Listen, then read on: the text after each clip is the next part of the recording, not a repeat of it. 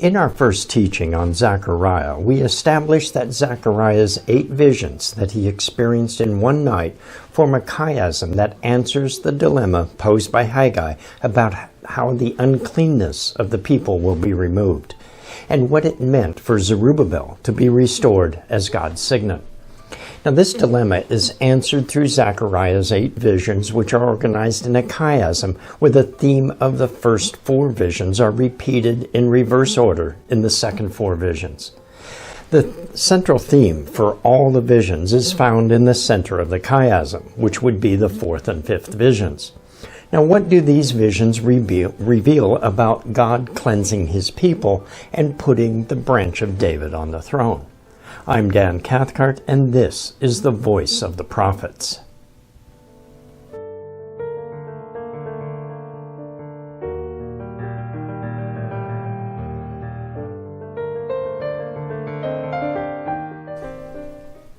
In Part 1, we studied the first layer of the chiasm, consisting of Zechariah's 1st and 8th visions, which communicated God's sovereignty over the entire earth.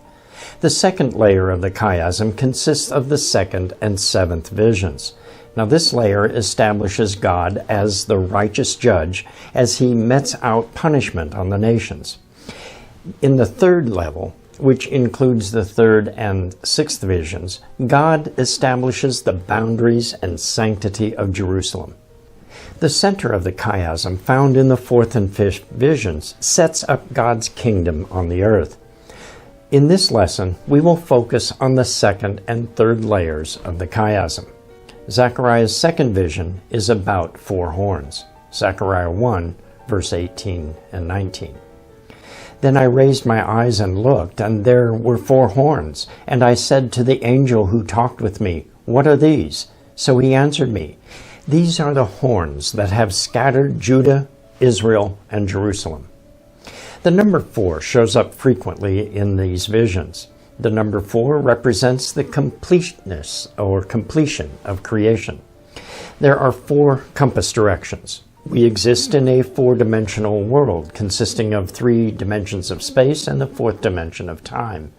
The 4th letter of the Hebrew alphabet is the Dalet, which in the original pictographic form represents a door. The doorway represents the entry into a home or path.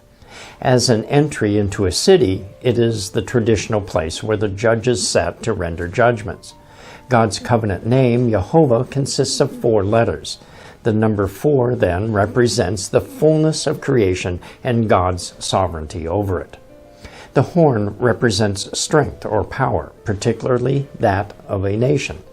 The NKJV Study Bible states, "Animal horns are often used by poets and prophets as symbols of powerful nations and their kings."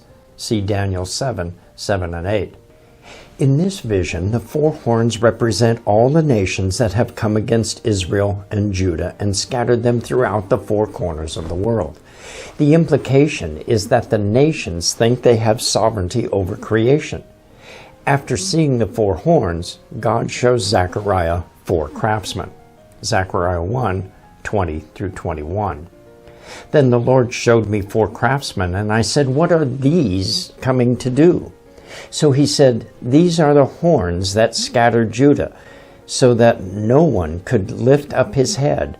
But the craftsmen are coming to terrify them, to cast out the horns of the nations that lifted up their horn against the land of Judah to scatter it."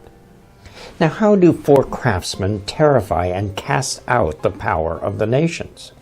Now, one way is that the 4 craftsmen could use one of their tools, such as a hammer, to break the horns. Another way is implied in the Hebrew word that is translated as craftsman.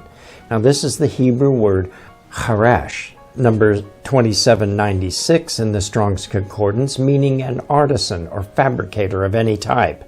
It comes from a root word of the same spelling, number 2790, meaning to scratch or engrave.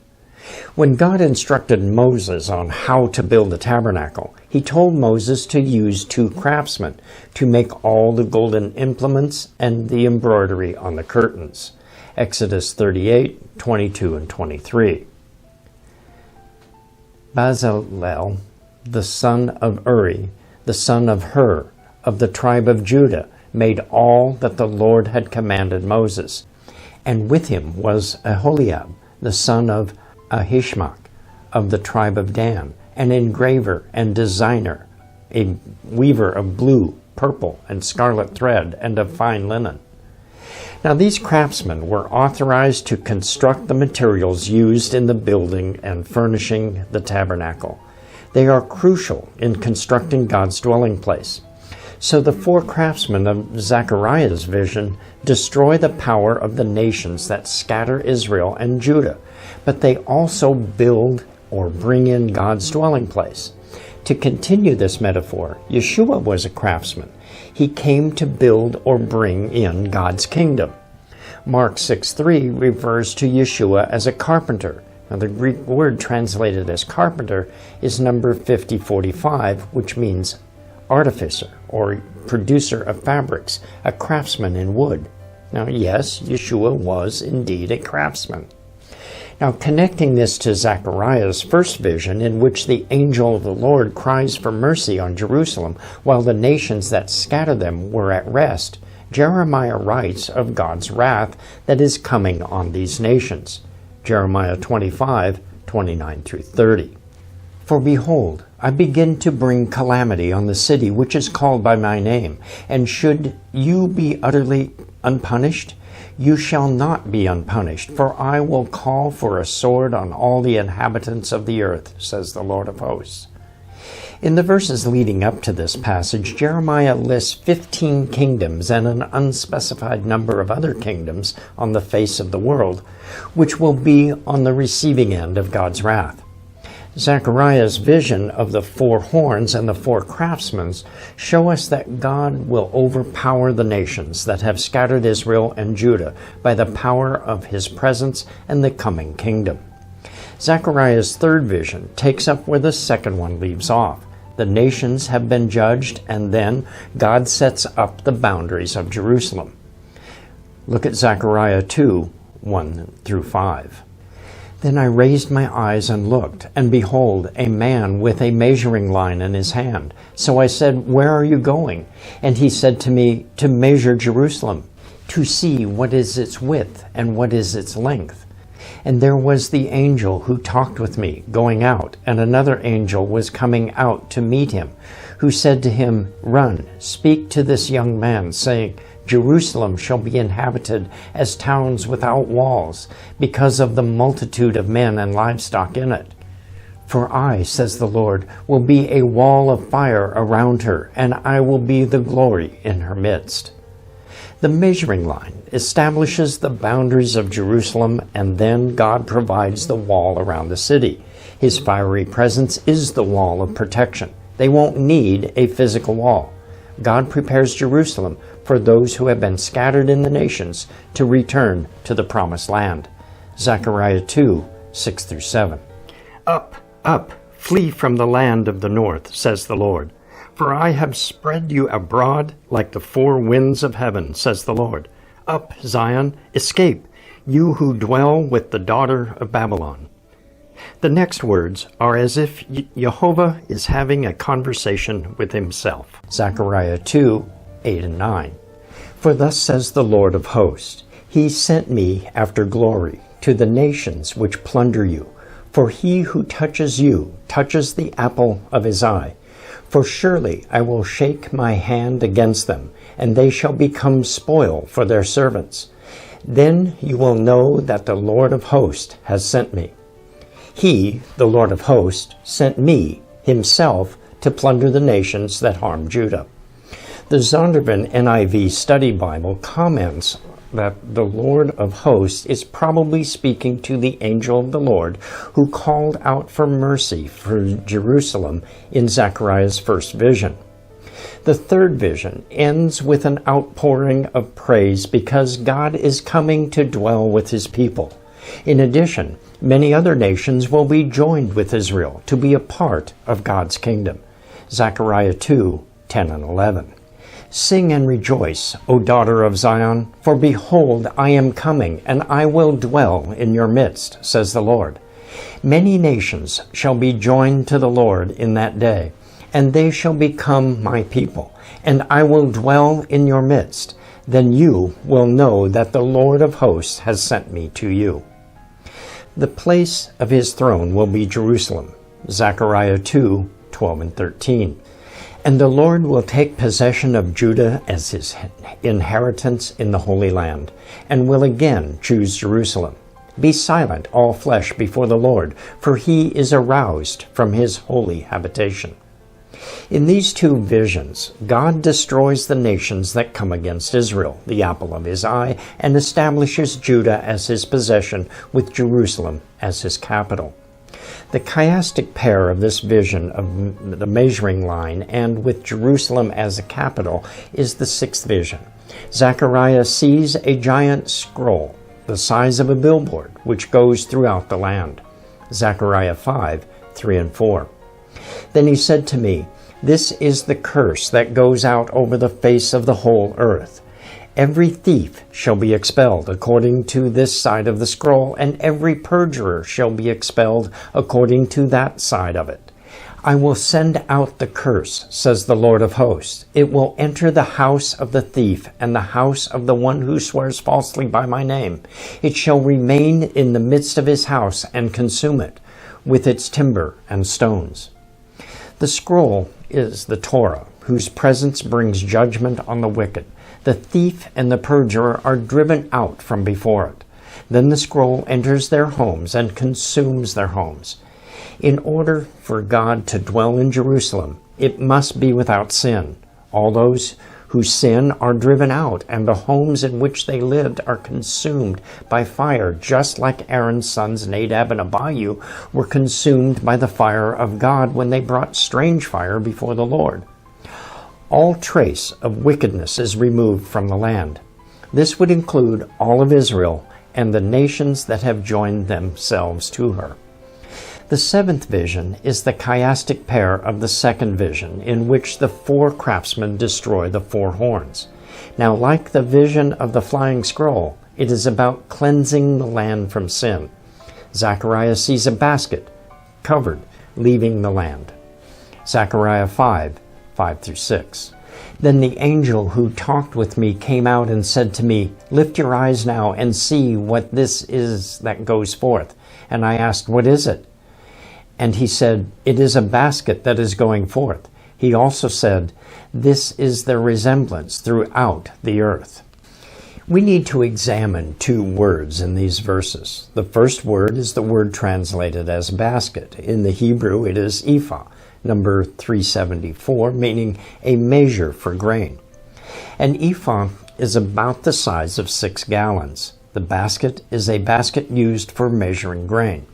Now, the whole idea of weights and measures is important to understand the full meaning of this vision. The second word is the word translated as resemblance, which is a plural form of the Hebrew word ayin, number 5869, meaning eye. It can also refer to the outward appearance, such as what is seen by the eye. Moses spoke about those who were not generous to those in need as having an evil eye. Look at Deuteronomy 15, verse 9.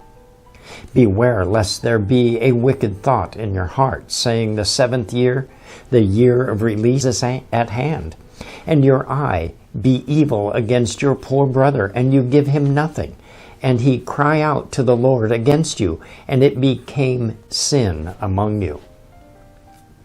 The book of Proverbs describes a person whose desire is to get rich as having an evil eye. Proverbs 28, verse 22. "A man with an evil eye hastens after riches and does not consider that poverty will come upon him." Yeshua included an evil eye among the wicked things that come out of a man's heart. Mark 7:21 and 22. "For from within, out of the heart of man proceeds evil thoughts, adulteries, fornications, murders, thefts, covetousness, wickedness, deceit, lewdness, an evil eye, blasphemy, pride, and foolishness."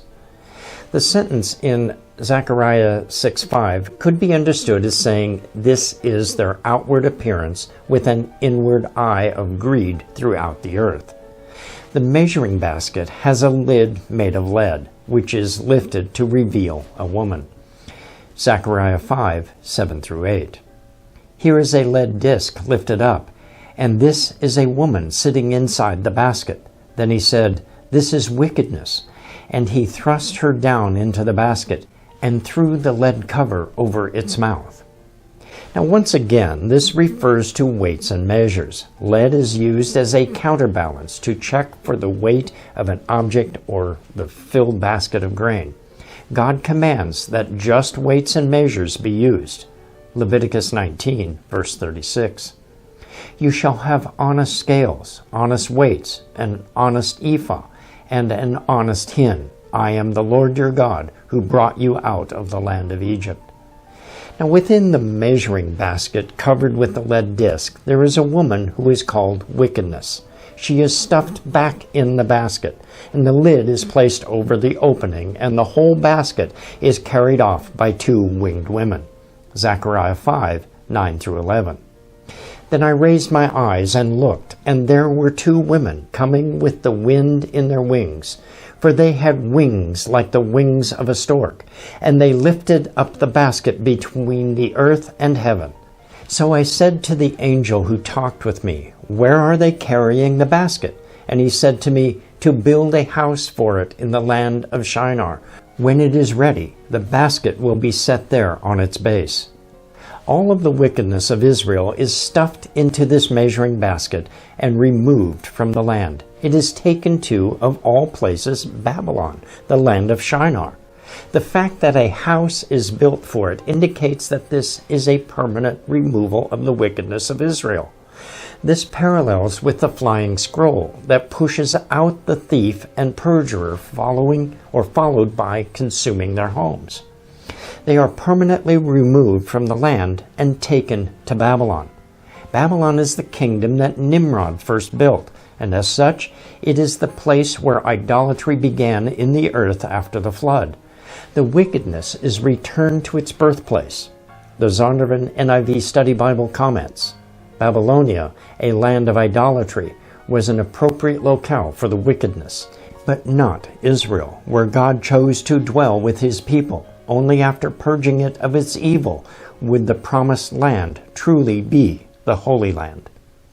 The Tanakh takes a slightly different view of this vision, interpreting it to refer to the exile to Babylon. The woman of wickedness symbolizes the state of the nation. She would be carried off by an alliance of Babylonia and Chaldea, and her very sins would become the basis of her 70-year Babylonian exile. The exile to Babylon was over at the time of Zechariah's vision, so it seems unlikely that Zechariah is seeing a vision of things from the past. In the overall message of the chiasm, the view of the removal of the woman of wickedness from Israel as being a permanent removal of sin from Israel seems to be the better understanding. Now, we've covered the first three layers of the chiastic structure of Zechariah's vision. In the first layer, Zechariah was assured of God's sovereignty over the entire earth. In the second layer, consisting of the four horns and the four craftsmen of the second vision, and the woman in the measuring basket in the seventh vision, we see God bringing judgment on the earth. He destroys the nations who scatter Israel or seek to do so, and removes the wickedness of the earth to its birthplace of Babylon. In the third layer, consisting of the third vision where God measures Jerusalem, and the sixth vision in which the flying scrolls drive out the thief and perjurer, God confirms that Jerusalem is his city and that sinners will be driven out of the land. So as we move to the central theme of this chiasm in our next teaching, we will see how God will cleanse the land in one day and establish Israel as his nation under Messiah the King. I'm Dan Cathcart for Moed Ministries International. Shalom and be blessed.